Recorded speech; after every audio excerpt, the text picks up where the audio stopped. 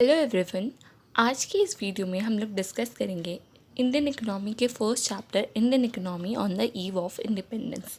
पिछले वीडियो में हम लोगों ने डिस्कस किया था डेमोग्राफिक कंडीशन और ऑक्यूपेशनल स्ट्रक्चर के बारे में। आज के इस वीडियो में हम लोग डिस्कस करेंगे इंफ्रास्ट्रक्चर के बारे में। हम लोग देखेंगे कि ब्रिटिश पीरियड के दौरान इंफ्रास्ट्रक्चर की क्या कंडीशन थी, कैसी कंडीशन थी, ये हम लोग वन बाय वन डिस्कस करेंगे। अब ब्रिटिश पीरियड के दौरान यहाँ पे जो सबसे पहला पॉइंट है कि ब्रिटिश पीरियड के दौरान हमारा इंफ्रास्ट्रक्चर क्या था, बहुत ही ज़्यादा पुअर था, मतलब वेरी पुअर, काफ़ी ख़राब, गंदी स्थिति या ख़राब स्थिति थी इनफैक्ट। लेकिन उन्होंने कुछ बेसिक इंफ्रास्ट्रक्चर जैसे कि road, railways, ports, water transport, इन सब चीज़ों को डेवलप करने के लिए कुछ एफर्ट तो लिया, लेकिन इसके पीछे का मेन मोटिव क्या था, एम क्या था इन सब चीज़ों के पीछे का? तो इनके पीछे का मेन मोटिव बस सिंपली ये था कि वो सर्व कर सके अपने इंटरेस्ट को, सर्व वेरियस कॉलोनियल इंटरेस्ट। मतलब बेसिकली वो सिर्फ उन्होंने इंफ्रास्ट्रक्चर जो भी डेवलप किया उन सब के पीछे का मोटिव क्या था, अपनी कॉलोनियल या अपने इंटरेस्ट को क्या करना, प्रमोट करना, ना कि इंडिया की इकोनॉमी को डेवलप करना। अब हम लोग वन बाय वन डिस्कस करेंगे सारे रोडवेज़, रेलवेज़, इन सब फील्ड्स में, या रोड को डेवलप करने में या रेलवेज़ को डेवलप करने में, या उन्होंने जो भी स्टेप्स लिया, इसे हम क्या करेंगे, वन बाय वन देखेंगे। सबसे पहले हम लोग डिस्कस करेंगे रोड्स के बारे में। अब रोड्स के बारे में ब्रिटिशर्स ने कभी भी रोड के कंस्ट्रक्शन पे ज़्यादा खर्च नहीं किया। इसका रीज़न क्या था, स्कार्सिटी ऑफ फंड्स की कमी होना, स्कार्सिटी ऑफ फंड्स। और जो रोड्स बिल्ड किए भी गए उनके पीछे का मोटिव क्या था, उनके पीछे का बस यही मोटिव था, mobilising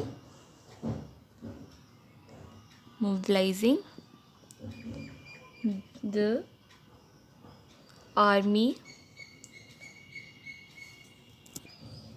and shifting raw material.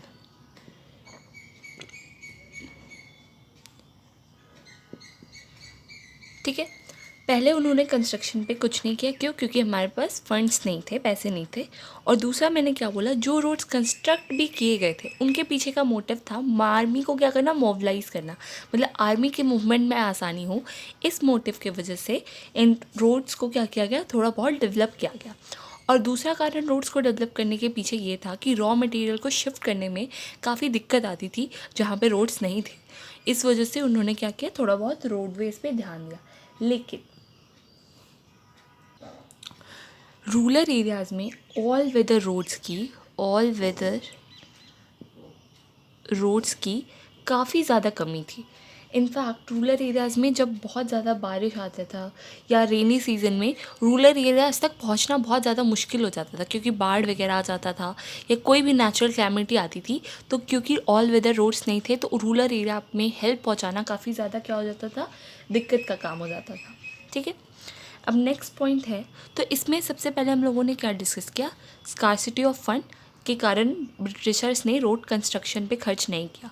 अगर कुछ खर्च किया भी या कुछ रोड्स बनवाई भी तो उसके पीछे का मोटिव इंडियन इकोनॉमी के डेवलपमेंट नहीं, अपनी आर्मी को क्या करना, मोबिलाइज करना और रॉ मटेरियल को शिफ्ट करना था। और तीसरा और आखिरी पॉइंट हमने क्या पढ़ा, रूरल एरियाज़ में रेनी सीज़न के दौरान क्योंकि वहाँ पे ऑल वेदर रोड्स नहीं थे तो वहाँ पहुँचना बहुत ज़्यादा मुश्किल हो जाता था, जिसके कारण लोगों को काफ़ी सफ़र करना पड़ता था नेचुरल कैलामिटी या फेमाइन्स के दौरान। अब नेक्स्ट हमारा पॉइंट है रेलवेज़।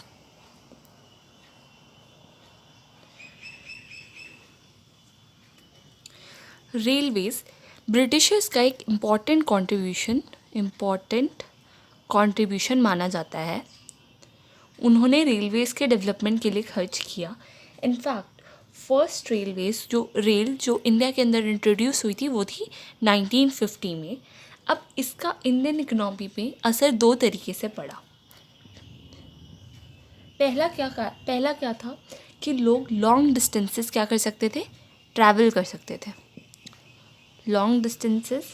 सकते थे, प्लस जो जोग्राफिकल और कल्चरल बैरियर्स थे वो भी क्या हो गए, ख़त्म हो गए। क्यों? क्योंकि क्या था कि रेलवेज़ में बहुत सारे तरह के लोग होते थे, वो सारे लोग चढ़ते थे और लोगों के बीच में क्या होता था, इंट्रैक्शन होता था। तो जो भी ज्योग्राफी के कारण या कल्चर का बैरियर होता था, वो थोड़ा रेलवेज़ के इंट्रोडक्शन के कारण क्या हुआ, कम गया। और इससे अल्टीमेटली क्या प्रमोट हुआ, national integration.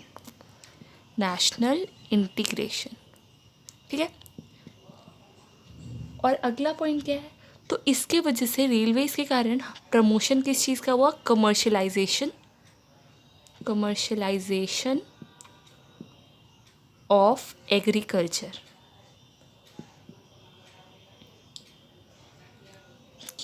Commercialisation of agriculture को रेलवेज़ ने प्रमोट किया। क्यों? क्योंकि जो भी एग्रीकल्चर प्रोडक्ट्स जैसे कि जूट, कॉटन कमर्शियल पर्पसेस के लिए उगाए जाते थे, उन्हें ट्रांसपोर्ट करना रेलवेज़ के कारण काफ़ी ज़्यादा क्या हो गया, आसान हो गया। लेकिन इसका एडवर्स इफेक्ट भी पड़ा।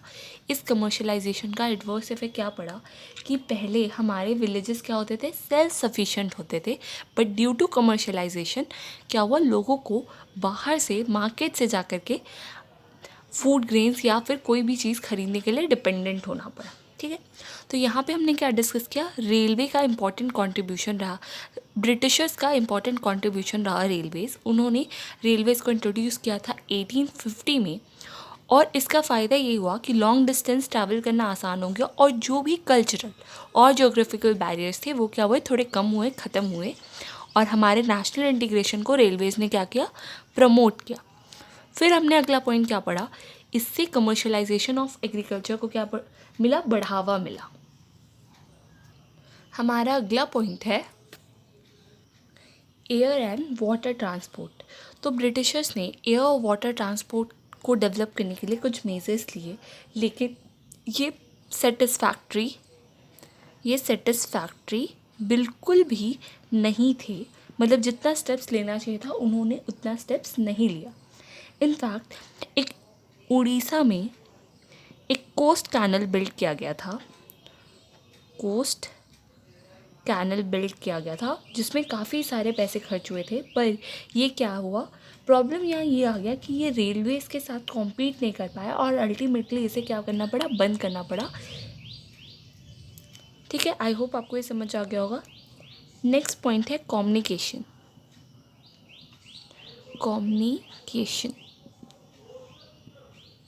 तो उस टाइम में कम्युनिकेशन के सबसे ज़्यादा पॉपुलर मीन्स हुआ करते थे पोस्ट एंड टेलीग्राफ।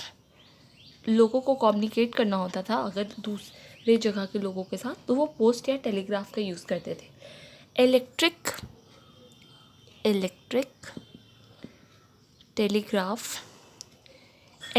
टेलीग्राफ को भी इंडिया के अंदर इंट्रोड्यूस किया गया। लेकिन ये क्या था, काफ़ी ज़्यादा एक्सपेंसिव था, इसलिए लोग इसे क्या कर सकते थे, अफोर्ड बिल्कुल नहीं कर सकते थे। इसका बस बेसिकली मोटिव क्या था, लॉ एंड ऑर्डर को मेंटेन करना। पोस्टल सर्विसेज हालांकि यूज़फुल तो थे पब्लिक के लिए, नो डाउट, बट ये क्या थे, इनएडिक्वेट थे। मतलब जिस हिसाब से पोस्टल सर्विसेज को डेवलप होना चाहिए था उतना नहीं था अच्छा, ठीक है। तो इस टॉपिक में हमने इंफ्रास्ट्रक्चर में 4 पॉइंट्स डिस्कस किए। पहले हमने देखा रोड्स के बारे में। मैं आपको एक और क्विक रिकैप करवा देती हूँ। रोड्स के बारे में हमने क्या पॉइंट देखा, हमने ये देखा कि ब्रिटिशर्स ने रोड्स जो भी कंस्ट्रक्ट किए उनके पीछे का बस मोटिव क्या था, मोबिलाइज करना आर्मी को और रॉ मटेरियल को क्या करना, शिफ्ट करना। नेक्स्ट हमने रेलवेज़ की बात की थी। इसे ब्रिटिशर्स का एक इम्पॉर्टेंट कॉन्ट्रीब्यूशन माना जाता है। ब्रिटिशर्स रेलवेज़ के इंट्रोडक्शन के कारण क्या हुआ, लोग लॉन्ग डिस्टेंसेस को ट्रैवल कर सकते थे। इनफैक्ट रेलवेज़ ने कमर्शलाइजेशन ऑफ एग्रीकल्चर को भी प्रमोट किया। फिर तीसरा पॉइंट हमने देखा था air and water transport. Britishers ने इसे डेवलप करने के लिए स्टेप्स तो लिए, लेकिन ये क्या थे, बिल्कुल भी सेटिस्फैक्ट्री नहीं थे। कम्युनिकेशन का भी जो सिस्टम था उस टाइम पे पोस्ट और टेलीग्राफ यूज़ होता था। इलेक्ट्रिक टेलीग्राफ को भी इंट्रोड्यूस किया गया था, बट हाँ वो क्या था, काफ़ी ज़्यादा एक्सपेंसिव था। आई होप आपको ये क्लियर हो गया होगा। नेक्स्ट हम लोग डिस्कस करेंगे reasons for infrastructure development. Britishers ने जो इंफ्रास्ट्रक्चर का डेवलपमेंट किया उसके पीछे के कारणों या रीजन्स को हम लोग वन बाय वन डिस्कस करेंगे। तो बेसिकली क्या था कि अगर हम मोटे मोटे तौर पे कहा जाए तो ब्रिटिशर्स का इंफ्रास्ट्रक्चर को इंट्रोड्यूस करना या डेवलप करने के पीछे ये मोटिव नहीं था कि लोगों को बेसिक एमेनिटीज़ मिले। उनका ये मोटिव नहीं था, बट उनका मोटिव क्या था? उनका मोटिव था अपने कॉलोनियल इंटरेस्ट को क्या करना? सर्व करना, मतलब अपने फ़ायदे के लिए काम करना। ठीक है, अब हम लोग डिस्कस करते हैं सबसे पहले रोड्स के बारे में। ब्रिटिशर्स ने जो रोड्स का डेवलपमेंट किया वो आखिर क्यों किया? तो हमने ये देखा ही, पहले हमने क्या, जब हम लोग रोड्स के बारे में अभी थोड़ी देर पहले डिस्कस कर रहे थे, हमने क्या देखा कि ब्रिटिशर्स ने रोड्स को 2 कारणों से इंट्रोड्यूस किया था। एक, मोबिलाइज द आर्मी, दूसरा क्या था? Shifting raw material.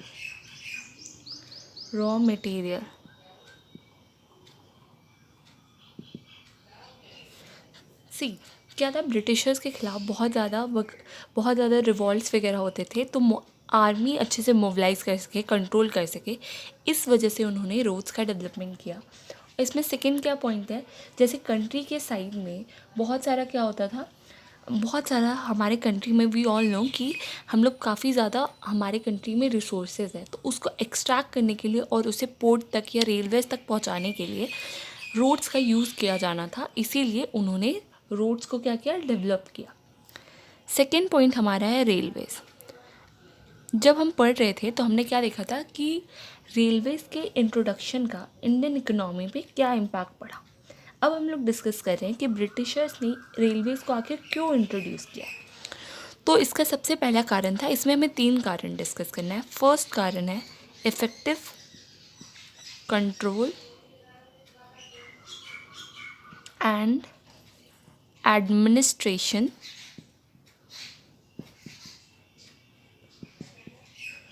Over the economy.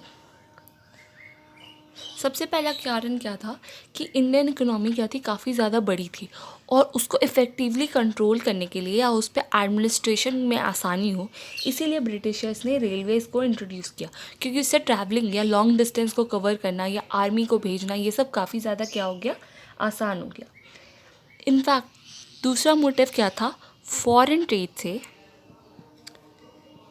Trade से प्रॉफिट्स को इंक्रीज़ करना,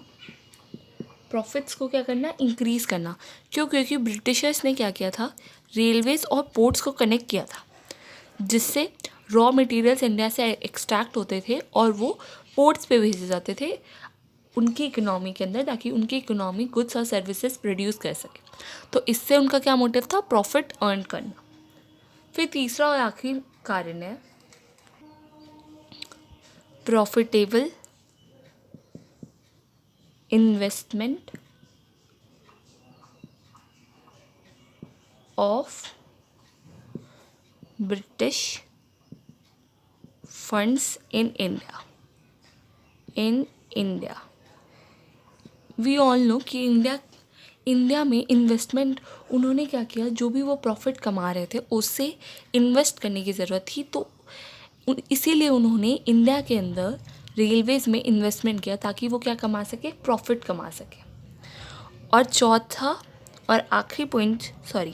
तीसरा और आखिरी पॉइंट है इलेक्ट्रिक टेलीग्राफ हमने पहले ही डिस्कस किया। उससे क्यों इंट्रोड्यूस किया गया? बेसिकली लॉ और ऑर्डर को मेंटेन करने के लिए। आई होप आपको इंफ्रास्ट्रक्चर का पॉइंट पूरी तरीके से क्लियर हो गया होगा। अगर आपको कहीं पे भी डाउट हो तो प्लीज़ मुझे कमेंट सेक्शन में बताएं, मैं आपको श्योरली रिप्लाई करूँगी। ऑल्सो अगर आपको ये वीडियो अच्छा लगा हो तो प्लीज़ चैनल को लाइक, शेयर और सब्सक्राइब करें।